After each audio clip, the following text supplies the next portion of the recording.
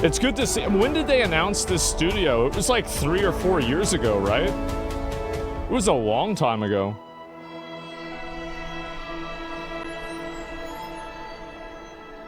2020? Yeah. Wow, it was 5 years ago then almost. Yeah, damn. Hey everybody, it's Jeff Keighley, and welcome to the Dreamhaven Showcase. Now what you just saw was a quick glimpse at 4 games that we're going to show you in the showcase today. And these are all titles from Dreamhaven, a new publisher and developer that was founded in 2020. 2020, and this is something okay. new for us. The Game Awards is teaming up with Dreamhaven to give you a look at all these incredible new titles, including the global reveal of the new game from Moonshot Games, which is part of Dreamhaven, and it's a very exciting game. I've been waiting to show you for a while. That's coming up in a little bit. Now, even if you aren't familiar with the Dreamhaven name, I am sure you are familiar with some of the people behind the company. No surprise. And joining me now is the co-founder of Dreamhaven, who's also, of course, the co-founder and former CEO of Blizzard Entertainment, Mike Morhaime. Mike, that's the guy. Hi, Jeff. Great to be here with you. Let me ask you, why did you want to start Dreamhaven in the first place?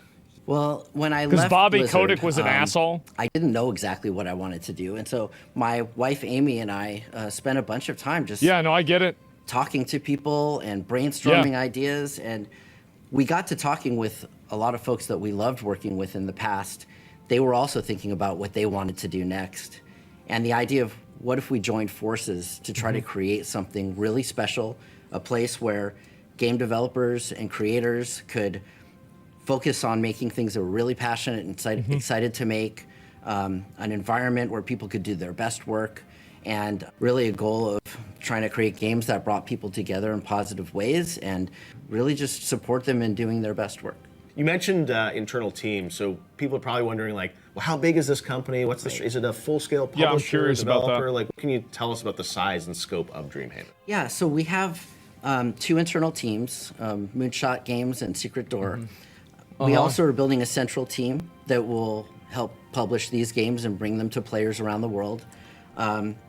We have also formed relationships with a number of independent developers, and we provide them guidance and advice. Yeah. And some of those relationships have actually grown to be even deeper, where Dreamhaven will end up being the publisher of those games. Wow. All right, well, let's get into some of the games. And show Okay, here people we some go. Gameplay. Let's see some new games. First up is Sunderfolk. It is a board game-inspired RPG that you can play solo or with friends.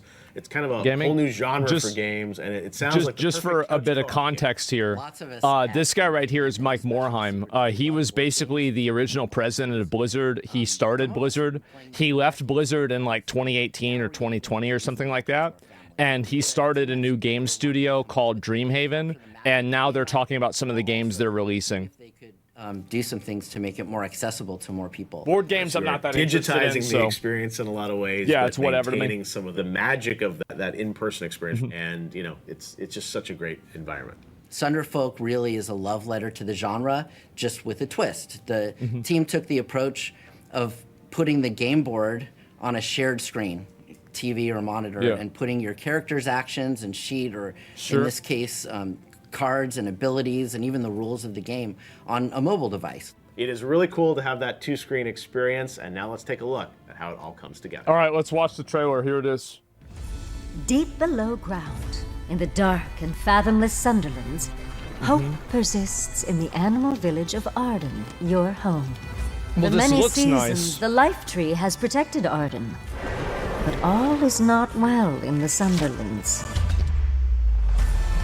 The Sunderfolk of your village look to you, the guardians of this town, for aid. Carry the seed of hope close, and forge The ahead seed of into hope. darkness in search of answers. I'll ruin you and your whole sun-cursed village! Yeah, as I said before, I'm not really a fan of like board games or anything like this. Were just the beginning. It's just not my genre. What they say, a monster a day keeps the monsters. I even hate playing board games in real life. Shadowstone everywhere. The corruption is Looks better than Assassin's Creed Shadows. The combat's about the same pace. Arden has protected. Disappointing. After playing Assassin's Creed Shadows, I You went will back and test played your Rise of the Ronin. resolve, face unfathomable It made me threats, worse. Find camaraderie and employ impeccable strategy. Yeah, it actually made me worse at the game by playing Assassin's Creed Shadows. But your adventure's just getting started. And like any good adventure, this one is best shared. Okay, cool. That's nice. Not really a game that I'd be that interested Not in. only is Thunderfolk coming out on April 23rd, you also have a first look demo. So that's like a week from a month from now. That's right. The demo includes all of Thunderfolk's playable characters and game features, as well as the first few missions. Okay, great. Well, I'm looking forward to checking that out. And now we're going to move on to another game we actually announced last year at Gamescom Opening Night Live, even though people didn't know it was tied to Dreamhaven at the time. Oh, what is it? And we are talking, of course, about Linked Banner of the Spark. Yep, What's we're this? publishing Linked Banner of the Spark from a fantastic indie developer called FuzzyBot. For those of you that aren't familiar with Linked, it is probably the most charming robot apocalypse game out there. It's a lighthearted action game, but it also has town-building elements in it. Let's see the it's gameplay. Chaotic and cozy in all the right ways. Gameplay. Linked has a small and devoted community, and FuzzyBot has been adding a ton of new content over the last few months, and they're still planning on more. Check out this latest video from Link here we that go. shows off the world and gameplay. That's what I wanted.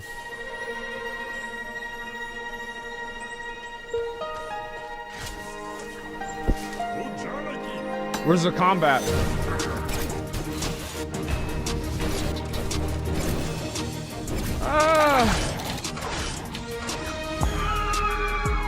It's okay.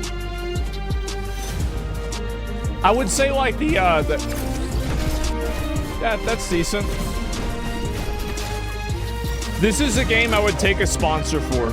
I don't know if it's a game I would play on my own, but I'd take a sponsor for a game like this.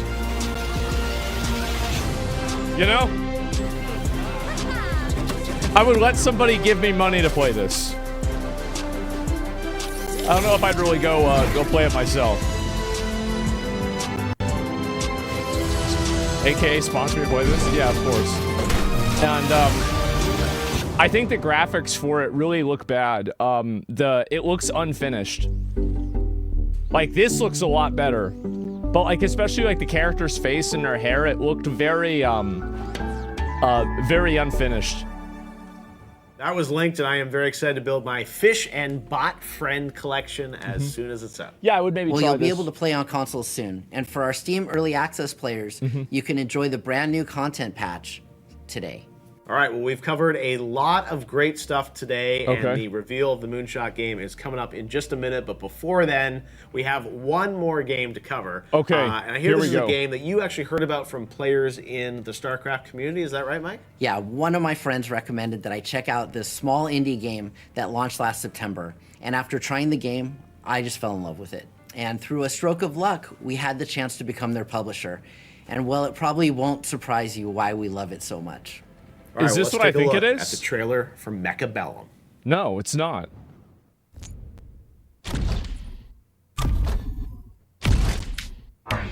Okay. Okay. Okay. Yeah. All right.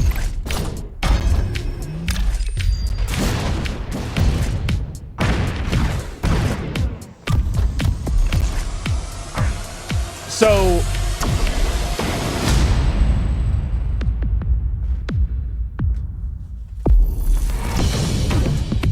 auto battling strategy masterpiece. So wait, they're doing it. This is what I said for so long, that they have to make an RTS that's an auto battler. Yeah, I would try this.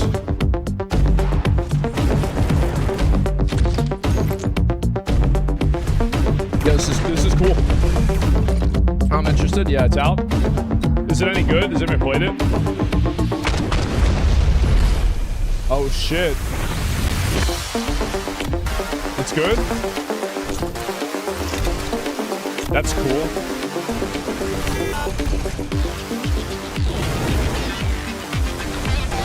I'm so glad Mech is back. Like, we got, dude, Armored Core 6 broke the ice. After that, we're getting this, we're getting Mecha Break. Like, I think there's another mech game that's coming out. Like, yeah.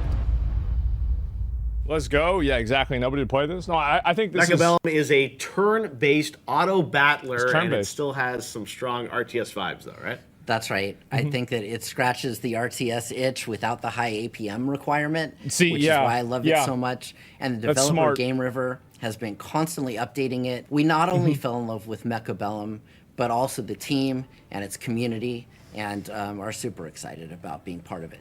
And since it's on Steam now, I guess, right? Because it came out in September, so people can pick it up today if they want to check it out. Absolutely. You can pick up the base game or the premium edition, which launches today. And those who want to try before they buy can participate in the free play weekend that is starting on April 4th. All right, well, we've seen 3 games today, but we do have one more for everyone. Can I get this is something really special, a global reveal. Last summer, I got to come down here and do a play test of this title. We really wanted to show it at the Game Awards, but it wasn't quite ready. Mike, this is the first title from Moonshot Games? Yes, and as much as I would love to tell you about the game, I think it's best if you hear from the Moonshot team. Okay, let's see the game. Hi, I'm Jason Chase, studio head at Moonshot. And I'm Dustin Broder, game director at Moonshot. This guy's mic's a bit low. I'm going to turn it up a bit. Imagine a dangerous place at the edge of the galaxy, outside the law, called the Typhon Reach. It's like a cosmic scale Bermuda Triangle with cosmic storms, quantum meteors, and treacherous monsters, all guarding the most prized objects in the universe, the ancient artifacts of the Prime. Cool story, Baldy. Where's the game? Where you come in. We need you to assemble your crew, choose your starship, and risk it all in a chaotic adventure where the only plan is the one you make up as you go. Let's see what lies in the most dangerous corner of the galaxy. Where's it at? Okay, is it first person? All right.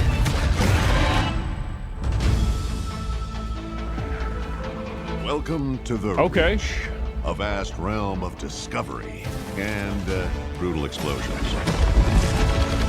So what kind of game? What do you do? Is this wait? It's Concord 2? I'm sure you'll be fine. No! Now you're gonna need a tough team. It's Concord 2. Hello, Luke. And an even tougher ship. Quality upgrade. So how's this work? And you'll find wonders beyond your wildest dreams. A big blue ball. Wow. Is that an Infinity Stone? Or the other crews will blast you and take your loot. So it's a VR? That's a distinct possibility. Outrun or outgun? In fact, it's getting away. So get ready. How does this work? When your airtight plan goes out the airlock. Into the fray. Improvise. It's Space Sea of Thieves? That sounds really cool. Stealing their stuff. Hell, use their turrets. Traps. PvP? Big red buttons. Overloaded their reactor. Sorry, I should stop talking and just The listen. Reach gives. Resources in. Coming in hot. This looks really cool. Takes. Damage! Major damage! Can't promise fame and fortune here. Mine layer here! Or that you'll even make it back. Get to the gate. Go, go, go, go. But I can promise this. That's my artifact. It's gonna be one hell of a story. Oh.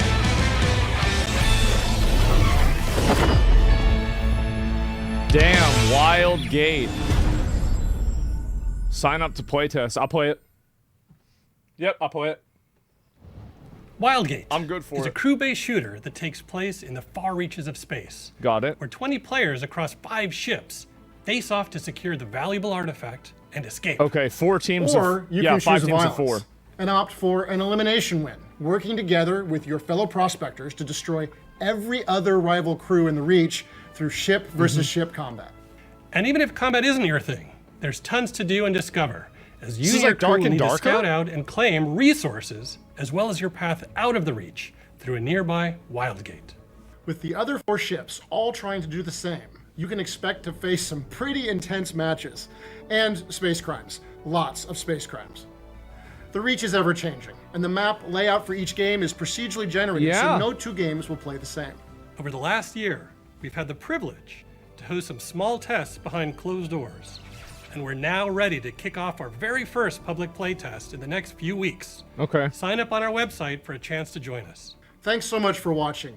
But before we go, let's take an even deeper look into the Reach. Yeah, let me get a little bit better idea how this works. I want to tell you about a place called the Typhon Reach. It's not for the faint of heart, but it's where legends are made. Legends like the Gamma Gang. The Gamba Gang? They did a smash and grab on the artifact like nobody's ever seen. But first, let's back up. How'd they even make it this far? When you're in the Reach, you're after one thing. Right, how's it work? Artifact. The most valuable object in the known universe. And if you're brave or stupid enough to go after it, you won't be alone. Be the first crew to find it, snatch it, and pass through the Wild Gate, or be the last crew left standing. Okay. It all starts with your ship. Whether you're mining asteroids, scanning for build the loot, ship or yourself? battling borders, the right ship isn't just a choice. It's your edge in the fight to stay It should be alive. like, unironically, Starfield. Starfield shipbuilding was really good. You could go big with the Bastion, packed full of gadgets and guns, but they'll see you coming a light year away. Oh, okay. Or go small with a Hunter. Just don't get caught, because those shields will not last. It's like a different, what do you call it? Remember, your ship is your lifeline. Different You lose loadouts. your ride, it's mission over. Your crew, on the other hand, can handle whatever the Reach throws at them. Armed with the right weapons, tools, and special skills. It's all hands on deck. That's one thing the Gamma Gang understood. It's not about sticking to one job. It's about supporting your crew. Mining for resources, keeping the engines running, putting out fires. Every crew member counts. Because when things start to heat up, it's either you or them. Yeah, I'm really curious to see what this is going to play around. Fly around and find out. That's funny. Breathing death trap. Cosmic storms, Reach leeches, lava asteroids, and space mines. To get a handle on what's out there, you're gonna need to scout ahead. Sounds Probes pretty are your bad. best bet to map the area. Locate hazards, supplies, and hidden treasures. It's also how the Gamma Gang stayed one step ahead of the other crews. Damn. Fuel and ice. Without them, the job gets a lot tougher. If your reactor overheats, you'd better have ice on hand to cool it down. And fuel gives your ship the extra boost it needs for a quick getaway. Running out won't leave you stranded, but trust me, without it, I you're wonder as how good much as reach if dust. this will be tedious or not. I'm curious. You want to pull this off? You'll need the best loot you can find. Okay. All over the Reach are lost caches of cutting-edge ship upgrades, powerful weapons. Do you and keep them gear that between gives you different the upper matches? hand. But do not get cocky. The better the goods, the tougher they'll be to grab. This place is teeming with vicious little surprises. Grab what you can and make it quick, because those other prospectors could crash the party at any moment. Which reminds me, watch your back, because those rival squads will try to board your ship. Keep your guns loaded, your multi-tools ready to repair. They'll do everything they can to try to sabotage you. Don't let them.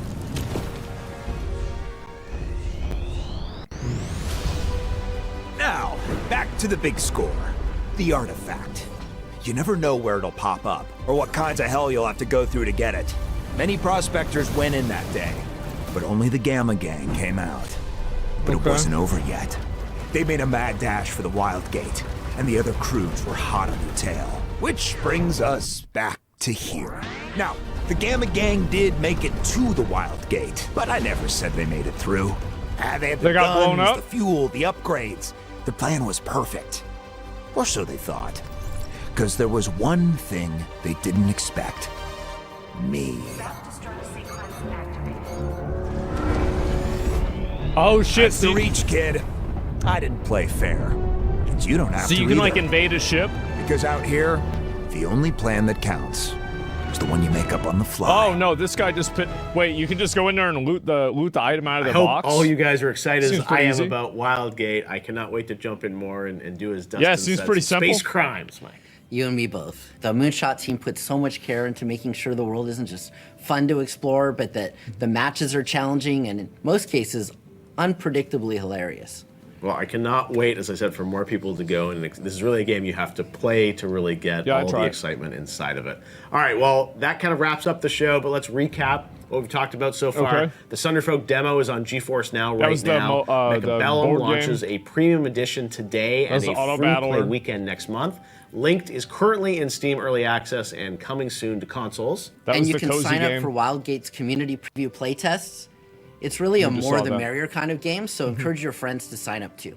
And what I love about all the games, Mike, is that you're showing real gameplay on them. I know you had to wait. Yeah. You had to wait a while to see them, but it's been worth it. And it's clear that Dreamhaven is kind of not making just one kind of game, a whole bunch of different experiences, but they're all united by the idea of kind of playing together with friends and family. I couldn't agree more.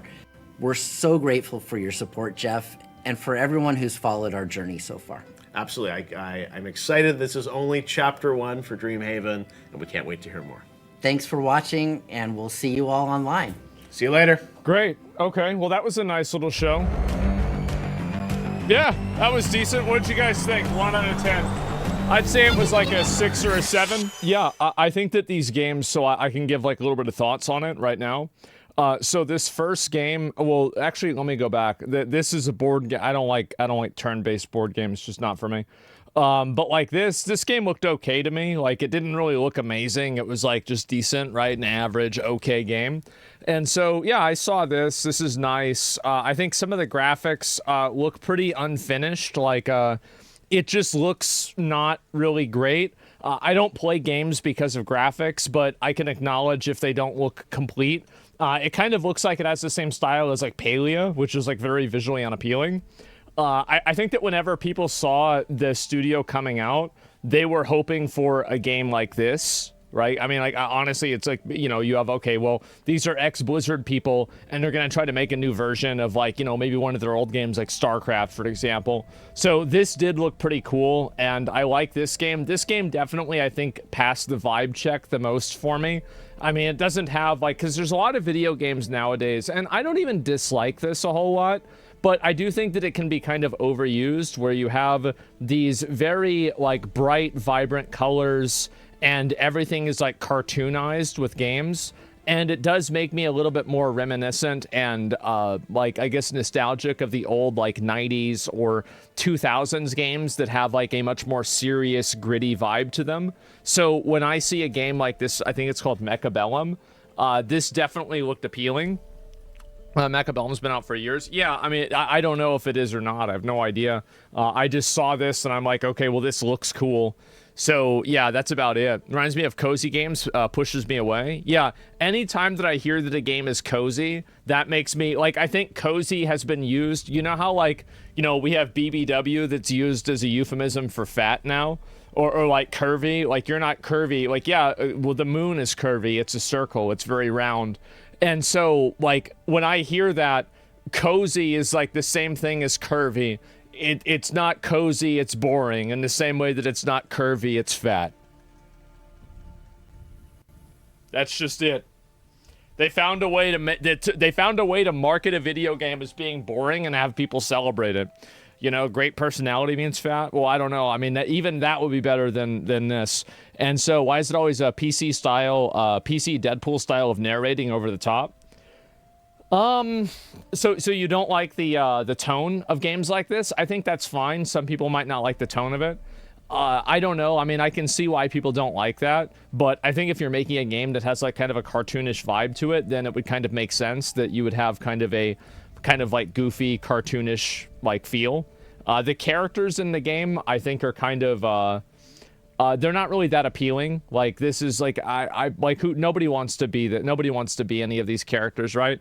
So, like, if you want to make a game like this good, I think it's important to have characters that are visually appealing and interesting. And that doesn't mean make these owls fuckable, right? Like, you don't have to make them fuckable, but you just have to make them interesting to look at. And I think that it doesn't really look super great. But, overall, the gameplay and the idea of it does look pretty good.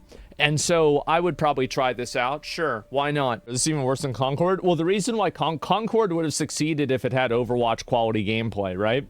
The issue is always gameplay. Gameplay is what really makes or breaks a game, because, like, yes, you're going to have some people that aren't going to buy it because, oh my god, Black Samurai, oh my god, non-binary, oh my god, like X, Y, or Z. But no, gameplay is what's going to get people in, and it's what's going to keep people out, or get them to leave. And so that's what really, really matters. Now, it's waifus. Waifus matter, but this is a different type of game, right? And there are plenty of waifu games that aren't successful either. So, look at Atlas games will outsell most of these games while being furry. Well, yeah, I mean, sure. But either way, my point is that this looked okay. It was decent. It wasn't, like, amazing, but I think that, you know, some of these games are games that I would play and try out if I saw them. For sure, why not? You have a good things like Dwarf Fortress and such do well on gameplay alone. Yeah, and gameplay, in my opinion, that is the bottom line. Everything else beyond gameplay is not really all that important, right? Can't hate furry games. The furries are not hot. It's a universal thing. Well, I think that, like, furry games, like, I would play, like, I played that Wild Assault game. I thought that was pretty fun to play. But that was it. I'm very partial to story too, but gameplay first. Yeah, exactly.